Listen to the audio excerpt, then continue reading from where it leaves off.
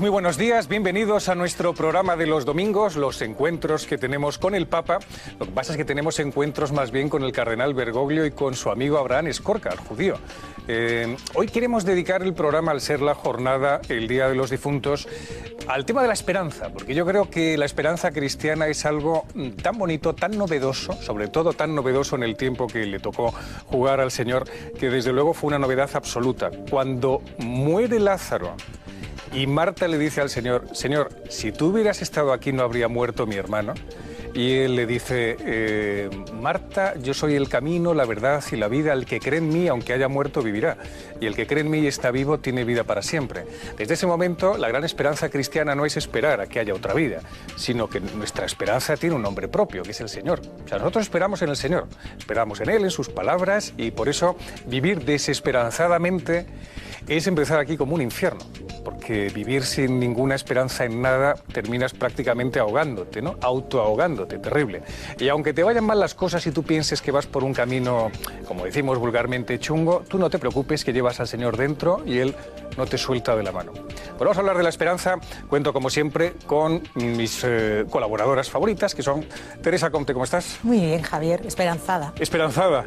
Llamar Esperanza Comte, mientras que vamos a hablar también con Rosa, que hoy viene directamente de las aerolíneas de 13. ¿Cómo estás, querida Rosa? ¿Quieres decir que vengo volando? Buenos días. Pues sí, pero tienes ese aspectillo, ¿no? ¿Ese aspectillo de? De aspectillo de azafata. Sí, bueno. Debe ser por la rotundidad de la presencia y esas cosas, ¿no? La profesionalidad y eso, ¿no? Exactamente. Claro. Y lo que queremos es aterrizar en el tema. Ella nos va a hablar de la jornada de ayer, que fue la fiesta de Todos los Santos y el día de hoy de los difuntos. Háblanos de la tradición. Muy bien, Javier. La fiesta de Todos los Santos tiene su origen a principios del siglo VII, cuando el Papa Bonifacio IV consagra el panteón de Agripa al culto de la Virgen y los mártires. Era 13 de mayo. Ese día se empezó a honrar a los santos anónimos, desconocidos para la mayoría de la cristiandad, pero que por su fe y obras son dignos de reconocimiento y veneración para toda la humanidad. Es Gregorio III quien cambia la fecha al 1 de noviembre. El Día de los Difuntos que celebramos hoy tiene su origen en los monasterios y en las oraciones por los miembros difuntos. Con el tiempo, esta práctica se extendió a toda la Iglesia. Gracias, Rosa. La verdad es que el tema de la fiesta de ayer, Teresa, es súper importante, la de Todos los Santos, saber que nuestro destino es el más allá, estar con el Señor. Y creérnoslo. O sea, saberlo no solo en teoría, ¿no? Sino sobre todo tener la conciencia cierta de que va a ser así, de que la historia tiene, que sabemos cuál es el final de la historia y además de la historia de cada uno, ¿no? Exacto. Eso es lo que además nos mantiene vivos. ¿Cómo estás, Yolanda? Muy buenos días. Hola, Javier. Buenos días. Y Yolanda, ¿a qué te dedicas? Bueno, soy psicóloga y trabajo sobre todo con personas en crisis. Personas en crisis. ¿En qué situaciones de crisis? Bueno, crisis sobre todo de pérdida, de fallecimiento de seres queridos, pero también otro tipo de crisis como pueden ser la pérdida de trabajo, la pérdida de salud, problemas relacionales, de comunicación, soledad. Madre mía, pues en una circunstancia de crisis, por lo menos más de uno que nos está viendo seguro que tiene. Por eso te hemos traído precisamente para que nos hables de personas que están en circunstancias de cierta desesperación o inicio de una fase de desesperación. ¿Cómo se les puede dar lo esencial para que tiren para adelante, tengan al Señor dentro y puedan tener una vida, una vida a topetar? Bueno, has hablado de la esperanza. La vida está unida a la esperanza. Si no tenemos esperanza, mal vivimos. Entonces nosotros en el centro de escucha, en el que soy voluntaria y además también intentamos trabajarlo en el máster de duelo que damos con la Universidad Ramon Llull, lo que intentamos es facilitar a la persona la reactivación de los recursos y capacidades que tiene cada uno para salir de la crisis. Lo que pasa es que uno, yo creo, yo no sé tú, Teresa, porque a mí me gustaría que intervinieras también, uno tiene capacidad suficiente para de sí mismo sacar todos los recursos, porque también en el fondo nos vemos muy pobres. Oye, una persona se le muere su hijo o ha perdido a un familiar muy querido, se ve en ese momento sin recursos, sin nada a mano, y si encima no tiene fe, es tremendo. Ya, lo que pasa es que lo que Yolanda decía, porque yo sé un poco cómo trabajáis, lo que decía, vamos, sin querer interpretarte, porque yo no soy profesional de la cosa, pero yo creo que eso es fundamental también para superar los cientos de baches a los que nos enfrentamos en la vida, ¿no? Que uno se reconozca a sí mismo y sepa desde dónde reconstruirse, que es aquello que es fundamental en su vida, aquello que es innegociable, que es incuestionable, que son de alguna manera esas agarraderas que todos tenemos y las cuales no podríamos vivir, para recomenzar desde ahí. Todos tenemos recursos propios que potenciar y yo creo que la gran labor que vosotros hacéis es ayudarnos a tomar conciencia de que tenemos esos recursos y que podemos explotarlos, ¿no? Y que los podemos recuperar y que podemos sacarles lustre de alguna manera. Claro, por ejemplo, en el caso de un duelo, tú que eres además profesora de máster de duelo, eso suena profesora de duelo al sol, ¿no? Pero un duelo, por ejemplo, cuando alguien ha muerto, cuando alguien ha fallecido, necesita un tiempo. Es como si yo creo que Dios ha creado también un tiempo natural para que uno vaya como las costras, ¿no? Se va uno recomponiendo, se va uno reformando y eso hace falta vivirlo. ¿Cómo se vive ese duelo? Bueno, el duelo es un proceso activo. Cuando escuchamos la frase del tiempo todo lo cura, no hay nada más desencaminado de lo que es el duelo, porque el duelo es un proceso activo y además la persona tiene que hacer esfuerzo y le cuesta para realizar ese proceso natural. Y además lo bonito del proceso de duelo es que es social, necesita ser compartido. Yo creo que el Día de Todos los Difuntos hace esa función, ¿no?, de compartir para que esa persona un poco siga reconstruyéndose.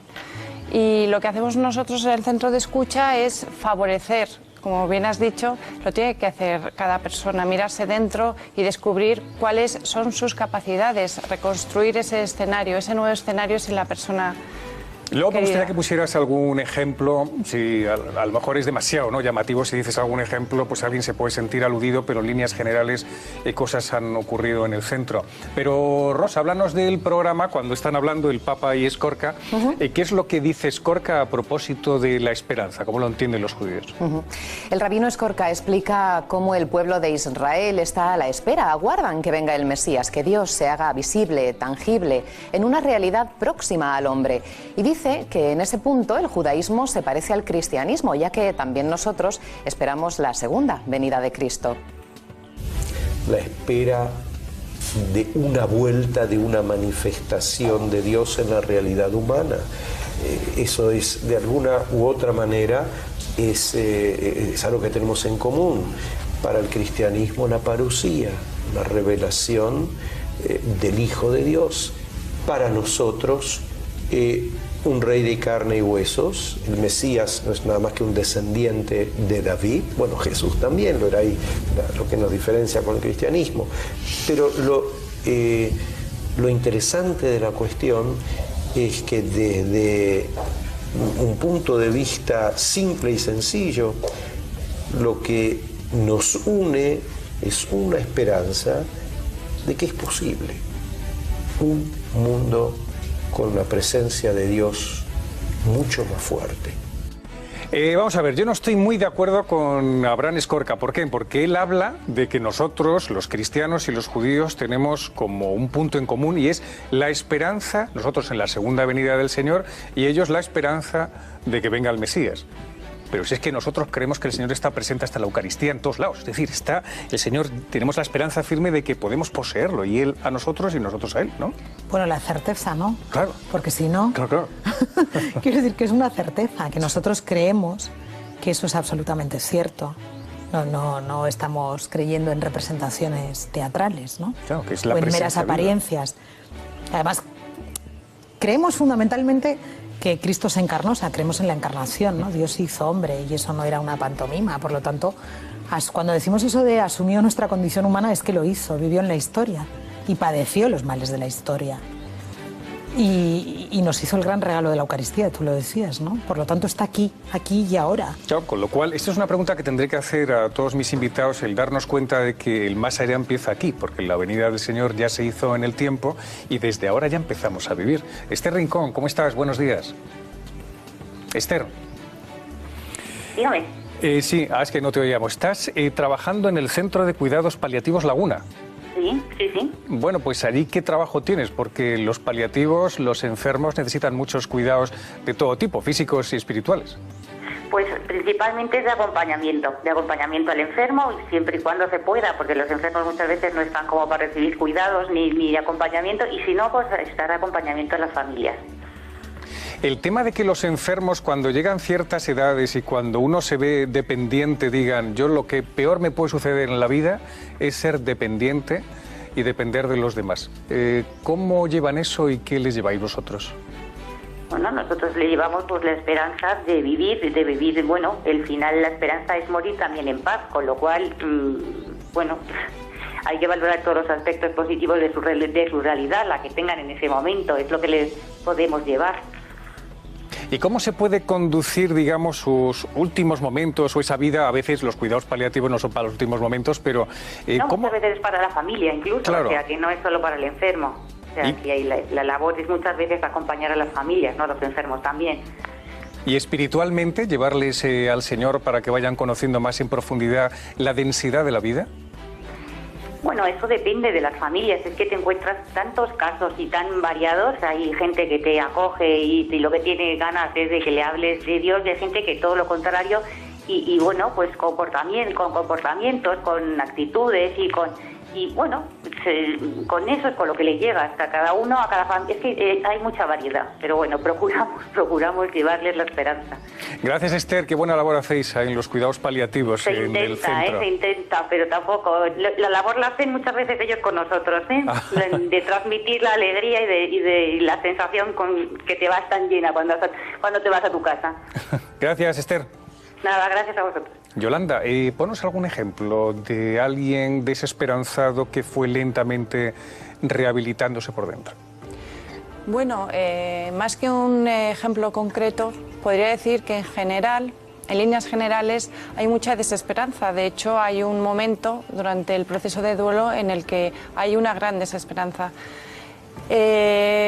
Poco a poco las personas van recuperándola y van reconstruyendo, o más que reconstruir, van elaborando una nueva dimensión espiritual, en la que hay unas nuevas creencias o las mismas creencias que antes con alguna modificación, nuevos valores. Es que si un padre pierde a su hijo, dice de repente, Dios me lo ha quitado. Yo había puesto toda mi confianza en él. Yo he rezado noche y día para que mi hijo se salve. Sí, suele pasar, suele pasar. La religión es parte de esa dimensión espiritual, entonces queda impactada por esa pérdida, sobre todo en la mayor pérdida que puede tener una persona, que es la pérdida de un hijo. Las personas creyentes pueden reaccionar huyendo de la fe o demandando o acogiéndose a la fe. Pero siempre hay un cambio. Hay personas con las que hemos trabajado que niegan la existencia de Dios porque dicen, ¿cómo un Dios tan bondadoso y con lo buena cristiana que soy me ha quitado a mi hija? Sí, sí. Entonces esa persona tiene que volver a acercarse, a reconstruir su religión, sus valores, su fe, para poder volver a vivir. Caramba, es que es fuerte, sobre todo esa recuperación, además del misterio de la vida, que es propiamente el descubrimiento, ¿no?, del misterio de Dios, el misterio de la vida, y ir además con mucha humildad. Vamos a escuchar al Santo Padre, en su calidad, digamos, de cardenal arzobispo de Buenos Aires, hablando de la esperanza cuando parece que la vida solo te ofrece desesperanza, ¿no? Hombres y mujeres de fe, esas abuelas que en todo un estatismo ateo transmitían la fe a sus nietos y la salvaron porque esperaban que el Señor iba a cambiar la situación. O más duro y más doloroso todavía, esos hombres y mujeres que cuando entraban a la cámara de gas en los campos nazis recitaban el Shema Israel Adonai. O sea, pese a todo creemos, pese a que sabemos lo que nos va a pasar ahora, pero creemos que la promesa con juramento va a estar. ¿Qué es lo que ha dicho el Papa, el Shema Israel, Adonai? Claro, porque bueno, esto... no es hebreo, ¿eh? Sí, pero ahora algo... van a pensar que es hebreo, no sé hebreo. Sí, eres profesora de hebreo. No sé hebreo. Sé que dice, escucha Israel, este es tu Dios, tu único Dios. Y ya no me preguntes más, adorarás a tu Dios por encima de todas las cosas. Ya no me preguntes, no me pongas en evidencia. Pero es verdad, adorarás al Señor tu Dios con todo tu corazón, con toda tu alma, que eso es lo que recita un judío. Por cierto, y con esto te tenemos que despedir, ¿cómo es tu oración después de ver tantos casos límite? Bueno, para mí tiene un gran sentido lo que hacemos. No solo lo que hago yo, sino lo que hace el centro. Y cada día cuando me marcho, quedo impactada por lo que he vivido durante ese día, ¿no? Pero sobre todo lo que recogemos, cada uno de nosotros, cuando nos vamos, cuando terminamos la escucha, es el verdadero significado de nuestra existencia. No quedas impasible, no te vas de puntillas. No, claro, no es lo mismo que poner tornillos. Gracias, Yolanda, por estar con nosotros. Gracias a vosotros. Presentamos este libro que es la biografía del hambre de hace ya bastante tiempo. Yo creo que son 15 años o 20 años que Amelino Tom es una escritora de Kobe, nació en Japón, y lo que pasa es que sus padres eran diplomáticos, estaban siempre de un lugar para otro, o sea que de una forma prácticamente sin beberlo ni comerlo, pues nació allí en Kobe. Hay un texto muy hermoso de esta novela, porque es una novela, que habla de cuando uno lo tiene todo, no tiene esperanza en nada. Vamos a escucharlo. Cuando quieras, Rosa. En Vanuatu hay comida por todas partes. Nunca hemos tenido que producirla. Extiendes las manos y en una te cae un coco y en la otra un racimo de plátanos. Te metes en el mar para refrescarte y no puedes evitar recoger espléndidos caracoles. Si pasas un poco por el bosque donde hay demasiados pájaros, te sientes obligado a hacerles el favor de llevarte de sus nidos los excedentes de huevos. Pero es terrible. Se vive en la perpetua sobreabundancia. Observé un poco a los 3 habitantes de esa despensa llamada Vanuatu. Eran amables, corteses, civilizados, pero tenías la impresión de que estaban un poco hartos, como si nada les interesara. Su vida era un paseo a perpetuidad. Faltaba en ella el sentido de una búsqueda. Ahí estamos los cristianos siempre buscando al Señor, ¿no? En todo lo que hacemos. Como decía San Agustín, busco al Señor para encontrarlo y encuentro al Señor para buscarlo, ¿no? Ese es el sentido de nuestra vida cotidiana. Mariqui, ¿cómo estás? Muy bien, gracias. Tú estás trabajando de voluntaria en Pastoral de la Salud del Hospital Clínico de Madrid. Sí. ¿Y eso por qué? Un cambio. Pues es algo que me llamaba mucho la atención, me recordaba mucho a mi trabajo con Madre Teresa de Calcuta y entonces decidí dar el paso e intenté primero en La Paz, en la unidad de quemados, pero bueno, el Señor ha querido que sea en San Carlos con Don Ignacio. ¿Has visto y has palpado la desesperanza de la gente? Sí. ¿Cómo se cura la desesperanza? Con amor.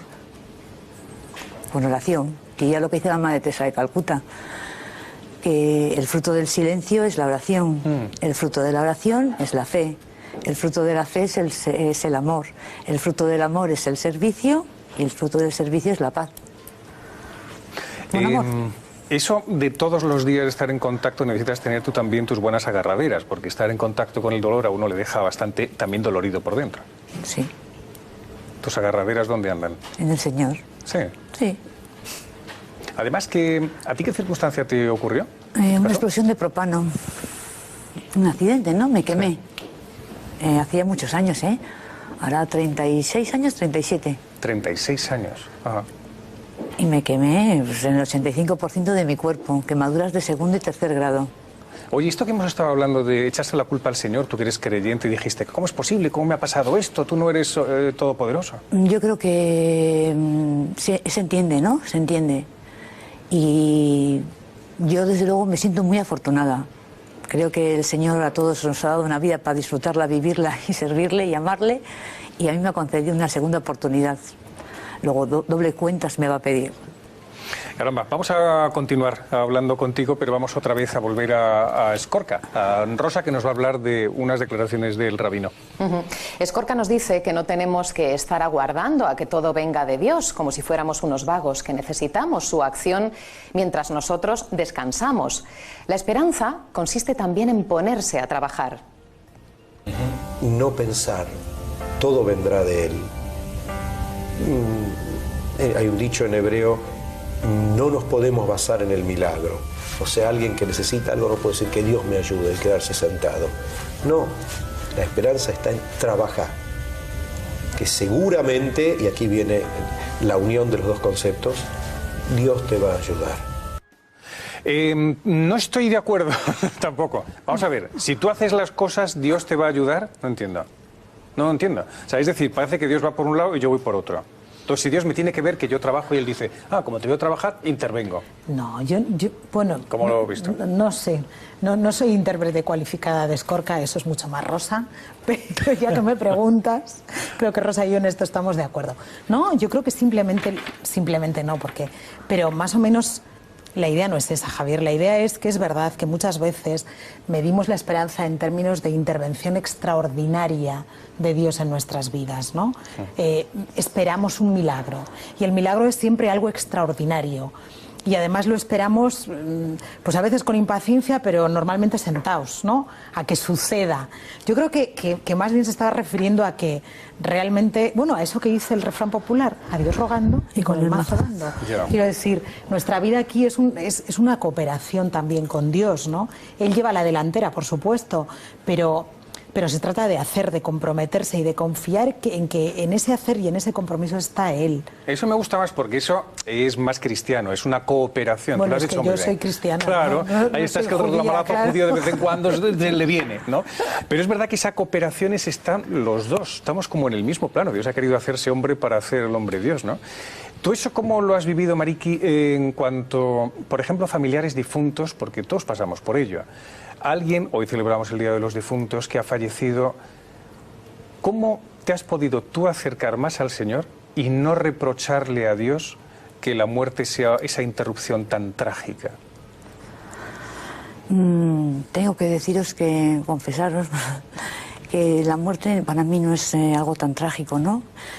Sí que he vivido pérdidas de seres queridos, pero yo creo que lo tengo muy clarísimo, será porque la he visto muy de cerca, ¿no? Y estamos de paso. La verdad es que a lo mejor suena un poco raro, pero no me asusta y creo que son muy afortunados. Creo que han dado el paso definitivo, es el final del camino, ¿no? Es el encuentro con el Padre. No me asusta la muerte ni la veo como algo terrorífica, será porque la he visto muy de cerca. Trabajé en Calcuta y en Filipinas y en Kenia, en Mombasa. O sea, que has visto también la muerte muy de cerca, muy de cerca. Y es un alivio el buen morir, ¿no? Eso que decía la Madre Teresa, lo que hago también en el San Carlos, no veo morir hoy aquí, ¿no? Pero la gente enferma, bueno, es el buen morir, esa mano amiga, ese calor que te acoge, ese oído que te escucha, ese calor humano, ese cariño, ese sentir, ese rezar juntos. Venga, no es tiempo de luchar, es tiempo de aceptar. Y es tan bonito el buen morir. Lo siento, es que no lo veo como algo trágico. Fíjate, es una preciosidad. O sea, el buen morir, qué distinto. Luis Rosales, hemos celebrado estos días, en esta semana, el centenario de su nacimiento. Decía una cosa muy bonita en La Casa Encendida, en el poemario ese famosísimo de él, ¿no? Él decía, la muerte no interrumpe nada. Es una frase preciosa, no interrumpe nada. A veces interrumpe más el teléfono que la muerte. Eso seguro. Eso seguro. Pero que no interrumpe nada, que es un continuum, y así yo creo que podemos vivirlo. Bueno, para vivirlo así, primero hay que verlo así, ¿no? No lo vemos con esa transparencia con la que lo ve Mariki normalmente. Porque estamos muy agarrados, lo dijo don Carlos también, ¿no? Estamos nuestro nuevo arzobispo, ¿no? Yo creo que sí, bueno, puede ser que al haberla tenido tan cerca, yo mi misma persona, ¿no? Y como Mariki que soy, ¿no? Vi la muerte de cerca, pues, y luego también el haber convivido tan cotidianamente con ella, no es algo que realmente me asuste, ¿vale? Tengo clarísimo que es un paso más. Claro, eso es para que os ayude. Eso también en este itinerario de conversión que llevamos todos, ¿no? De fe hacia... y para que no nos construyamos tampoco lo que dice el cardenal Bergoglio como ídolos de barro y falsas esperanzas. Lo dice en esta intervención en el programa. Da pena ver cuando el corazón humano no se abre a recibir esta esperanza real, fundada en una promesa con juramento de alguien que puede prometer y cuyo juramento es irrevocable, cuando no se abre, ¿cómo termina en estas formas de encantamiento que son idolátricos? Son pequeños ídolos, ¿no?, que uno se va armando y pues los deja porque no lo llenan, no lo satisfacen, pero lo entretuvieron un ratito. Como que hay que saber distinguir entre lo que es un encantamiento de lo que es el encanto de una esperanza grande. Eso es muy bonito, el encantamiento y el encanto de una esperanza de verdad. Tengo aquí otro libro, es de un pensador muy interesante que se llama Fabrice Hadjat, es un converso, se llama El paraíso en la puerta. Tenemos al otro lado del teléfono a Sebastián Montiel. ¿Cómo estás, Sebastián? Hola, ¿qué hay? ¿Cómo estás? Ha sido el traductor, debe ser un gustazo traducir a este hombre que se le entiende muy bien, además. Bueno, sí, la verdad es que es una delicia por el pensamiento que tiene, aunque algunas veces es dificultoso porque le gustan mucho los retruécanos, que son más fáciles de hacer en francés que en español. Entonces, algunas veces hay dificultades, pero es un placer siempre. Hay una cosa muy bonita que él dice, y es que hay una esperanza natural en el ser humano. De hecho, cuando nosotros nos saludamos, nos decimos buenos días, o cuando le deseamos a alguien un viaje, le decimos feliz viaje. Hay algo natural, como que Dios ha creado algo muy positivo en el ser humano, no el horror y los destrozos y tal. Sí, bueno, nosotros estamos en una sociedad en la que se suele considerar que lo sustancial precisamente es la muerte, o lo negativo, o es la oscuridad, ¿no? Cuando desde la perspectiva cristiana, que yo creo que es la que responde a la realidad y que es la que expone muy bien Hadjat en sus obras, lo primario es la alegría, lo primario es la vida, lo primario es la luz, y eso está presente en lo cotidiano entre nosotros, ¿no? Esa es la realidad primaria, y precisamente la percepción de lo malo, de la muerte, de lo que hace sufrir, lo que demuestra de alguna forma es que dentro de nuestro corazón hay un deseo y una experiencia previa de lo bueno, de la esperanza, justamente. No es la realidad primera la desesperanza, aunque a nuestro mundo le guste muchas veces considerarlo así ahora, ¿no? Fíjate, hoy me he encontrado con una persona absolutamente desesperanzada en la calle, hemos estado hablando un buen rato y me ha estado contando que su vida está como en las últimas, está pensando lo peor y demás. Claro, si una persona piensa así es porque él espera que tiene que haber una esperanza mayor, si no, no tendría esa desesperanza, ¿no? Exactamente, eso es lo que pretendía decir justo hace un momento. La mera percepción, el mero hecho de que nosotros veamos que nuestra vida es mejorable, que queramos, significa que hay una tendencia en nosotros hacia el bien, que está de alguna manera, y una experiencia, ¿no? Significa que el paraíso, de alguna manera, no está situado en el futuro, ni está situado en un lugar diferente, no se trata de ir a buscarlo, sino que está ya presente, es como germen, como semilla, está presente y está tirando de nosotros hacia Dios de alguna manera, ¿no? Ese regusto malo que nos deja la muerte a nosotros en el paladar es porque precisamente nuestro paladar estaba hecho para cosas buenas, para cosas exquisitas, y el que tiene una situación en la vida de sufrimiento, de dolor, que no está iluminado y que dice justamente por esa pérdida de sentido que va a quitarse la vida, en ese mismo acto hay un deseo de que la vida sea plena, ¿no? Claro. Qué fuerte. Pues Sebastián, muchísimas gracias por haber estado con nosotros. Recomendamos el libro de Fabrice Hadjat, El paraíso en la puerta. Todo lo que él escribe es fascinante y además, como decíamos, escrito de una forma muy atractiva. Gracias, un abrazo. Un abrazo, adiós. Gracias, muchas gracias. Una última cuestión, Mariki. Y la gente que a lo mejor se comporta de una forma obsesiva, cíclica, que te dice, es que no quiero, me duele todo, esto es un asco, todo esto es un infierno, mi vida es un horror, mi marido siempre ha sido un espanto, mi hijo es un canalla. Entonces, ¿tú qué dices tú? Que desenchufen de que deje de hablar, ¿no? Sí, hay a veces. Pues nada, mucho cariño, mucho cariño.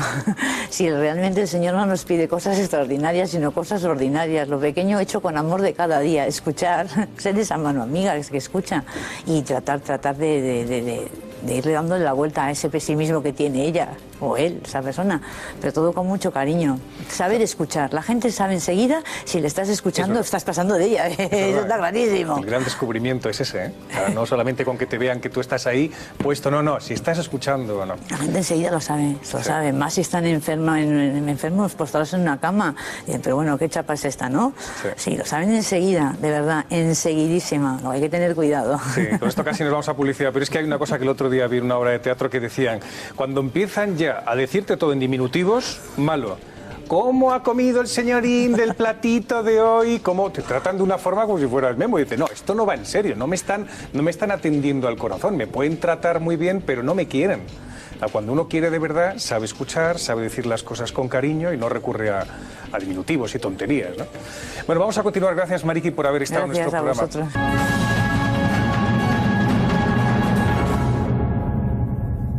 Seguimos en nuestro programa, conversaciones, encuentros con el Papa, y vamos ahora a hablar de un tema muy bonito relacionado con la esperanza, y es el tiempo de la espera, que estamos muy desacostumbrados, muy mal acostumbrados.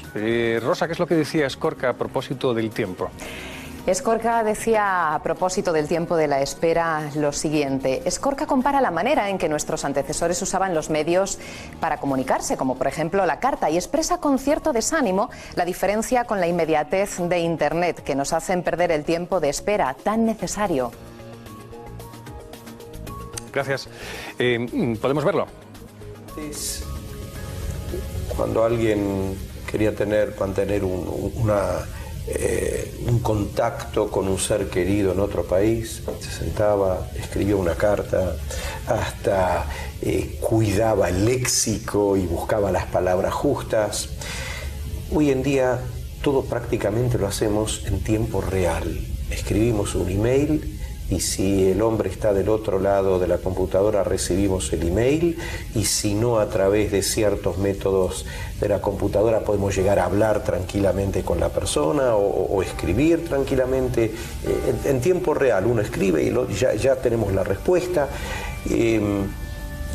Todo está ya aquí y ahora. Cuidado que nuestros chicos se están criando con ya, aquí y ahora. No hay un tiempo, no hay una educación para el tiempo de espera. Es muy interesante lo que dice Escorca. Víctor, ¿cómo estás? Buenos días. Buenos días, muy bien. Al estar ahí de capellán, estás en el Hospital La Paz. Me imagino que mucha gente pierde esta sensación de los nervios, decir, yo quiero curarme cuanto antes, yo tengo que solucionar mi vida. ¿Cómo se les da esa mansedumbre que viene del Señor, no? Bueno, lo primero es haciéndoles descubrirse amados. Descubrirse amados y descubrir que su vida tiene valor, ¿no? Y descubrir también que la promesa es semilla.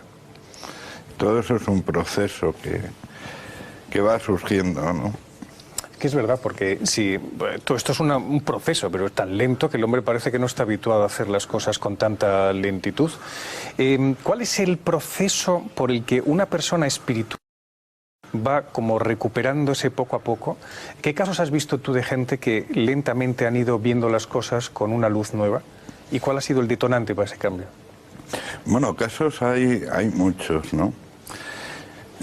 Tal vez el último es en la peregrinación a Lourdes con enfermos de VIH, donde estábamos en el momento de las peticiones, en una pequeña celebración, y uno de los chavales dice, yo lo que pido es la vida eterna, ¿no?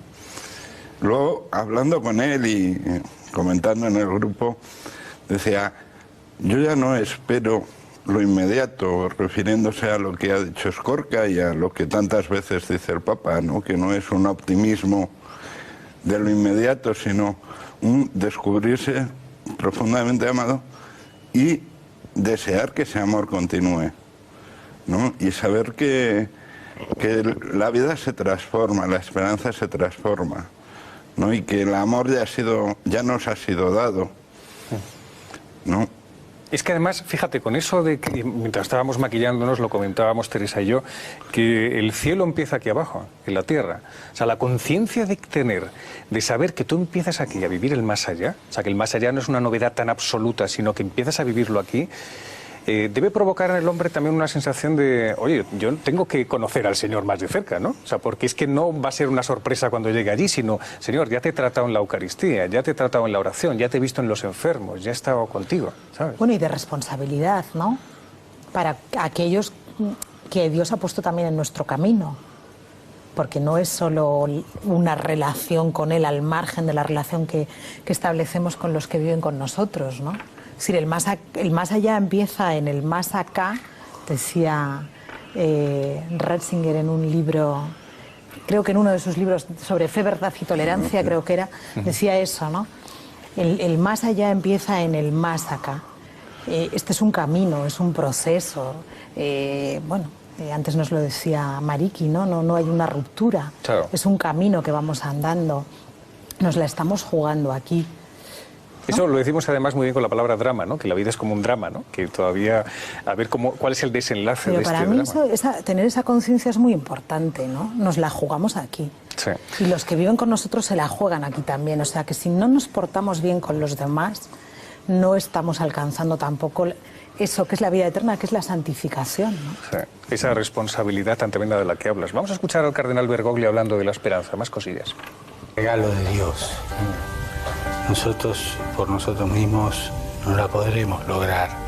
Podemos lograr pequeñas esperas, pero Él nos hizo constitutivamente expectantes. Habló de frustración. Cuando hay frustraciones se pone a prueba esa dimensión expectante del hombre, esperanzadora que Dios la pone. Ya el autor de la carta a los Hebreos nos va a decir: aférrense a la esperanza que se les propone. Aférrense, porque la esperanza es un ancla que ya tenemos clavada en la otra orilla. O sea, no perder esa dimensión.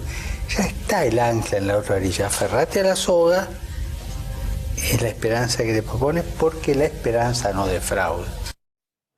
Pero esa frase es preciosa, fíjate la del Papa. O sea, el ancla ya la tenemos nosotros en el más allá. O sea, que la esperanza tiene un buen fundamento, ¿no? Sí. Además, fíjate que antes hablabais de la muerte y de cómo experimentar la muerte, cómo incluso en los momentos de dolor, de enfado con Dios, se tiene ya el ancla en la otra orilla, ¿no? Yo siempre digo que no es malo enfadarse con Dios cuando llega el dolor. No es la expresión de Marta, si hubieras estado aquí, ¿no? Claro. Dicho en Román Paladino, ¿dónde narices estás metido? ¿No? Pero ya confiando en aquel que sabemos que puede ayudarnos y en la promesa de ese amor que se nos da. Jesús no le regaña, sino que le hace descubrir en mayor profundidad la realidad de la promesa que esperamos. Oye, desde el enfado nace la esperanza. ¿Y has dado paz en el último momento de la vida de alguien? Es que a mí me parece eso lo más bonito del mundo. Yo he tenido bastantes ocasiones al ser sacerdote. Es una maravilla el poder acompañar a una persona hasta el final y transmitir toda la paz. ¿Te ha ocurrido a ti? ¿Tienes algún caso? Sí, muchas. Claro. Muchos casos, ¿no? De gente que no encuentra paz, que no encuentra, porque no se ha sentido o no ha sabido descubrirse amado y no ha sabido descubrir que ha sido amor para los demás, ¿no? Y acompañar ese proceso con él y con la familia, y que la familia le ayude a descubrir todo lo que ha significado en la vida. Es una de las experiencias que más te puede impactar. Yo me emociono cuando lo hablo, ¿no? Y con casos concretos. Eso es fundamental, porque solamente desde ahí, desde que mi vida tiene sentido, he sido amor, he sido amado, veo que la esperanza se cumple y que la esperanza, la promesa de que ese amor va a continuar es real, porque ya la empiezo a vivir aquí, porque ya la vivo aquí como semilla, ya la vivo aquí como como germen de eternidad. Claro, esa es nuestra vida cristiana, es una maravilla. Luis Cachaldora, ¿cómo estás? Hola, buenas tardes, muy bien, gracias. Muy bien, ¿dónde estás? Pues me encuentro en el Camerún, en la región sur del Camerún, metido, se podría decir, en plena selva. Madre mía, en plena selva, ¿qué te iba a decir? Estamos hablando, dedicando el programa, hoy la festividad de los difuntos, estamos hablando de la esperanza. ¿Cómo vives tú esas realidades? Dar esperanza cristiana a las personas y al mismo tiempo acompañarles en los últimos momentos de su vida para que tengan más fácil el acceso a Dios. Pues mira, yo la vivo en primer lugar con ellos. Mi presencia en medio de esta comunidad es en sí la esperanza de la resurrección que Cristo nos prometió a todos nosotros. Entonces, yo la vivo con ellos con un sentido grandísimo, primero de solidaridad, de grandísima esperanza en que esta vida pasa, pero lo que Jesús prometió va a ser para siempre. Entonces, pues aquí acompañamos mucho a la gente, primero, pues en el momento en que nos comunican que alguien ha fallecido, y bueno, pues como sabréis, pues aquí son muchos días de duelo, y hay que estar con las familias, con las personas, y bien, viviendo así en medio de este pueblo, pues el paso, ¿verdad? El paso que todos tenemos que dar hacia la vida eterna. Y ellos tienen muy arraigado el tema del espiritismo, por así decirlo, el creer en los fantasmas, en creer en espíritus que viven en los riachuelos, etcétera. Bueno, aquí el tema de los espíritus es un tema que nos daría pues para una tarde entera de conversación. Sí, efectivamente, aquí pues, hay mucha, digamos, en francés se dice sorcellería, es la palabra como se diría en español, la traducción de brujería, ¿verdad? Ajá. Entonces, bueno, el tema de los espíritus aquí está muy arraigado, pero cuando se trabaja verdaderamente el tema de la fe en la resurrección con ellos, cuando de verdad se les instruye desde la catequesis con una formación fuerte en lo que debe ser el sentido de la vida y de la muerte, ellos ya dan un paso más adelante y todas esas cosas, hombre, no se les olvidan al momento porque la tradición y la cultura aquí pues es muy fuerte, pero siempre dando un pasito más cada día, cada momento con ellos van entrando en ese sentido de la muerte y de la resurrección de Cristo como esperanza. Muchísimas gracias, Luis Cachaldora, por tu trabajo como misionero llevando al Señor a todos los rincones del planeta, en tu caso en el Camerún, y para que sigas haciendo mucho bien. Pues muchas gracias a vosotros, que Dios os bendiga, un abrazo muy grande. Un abrazo muy fuerte. Nota siempre la alegría de los misioneros que están ahí. Es impresionante, a mí me parece que es increíble. Habrá que irse. Habrá que irse. No sé. No, pero es verdad, en esos momentos, nos queda muy poquito tiempo para terminar el programa, a mí me gustaría dejar como alguna especie de pequeño resumen, un titular, un tuit casi, de cada uno, también tú, Víctor, a propósito de la esperanza cristiana, para que aquellos que estéis en casa y andéis un poco pachuchos, desesperanzados, sin ganas, no tenéis ni ganas de levantaros de la cama ya, que creéis que lo habéis hecho todo en la vida y que tenéis que ir al más allá sencillamente porque estáis agotados.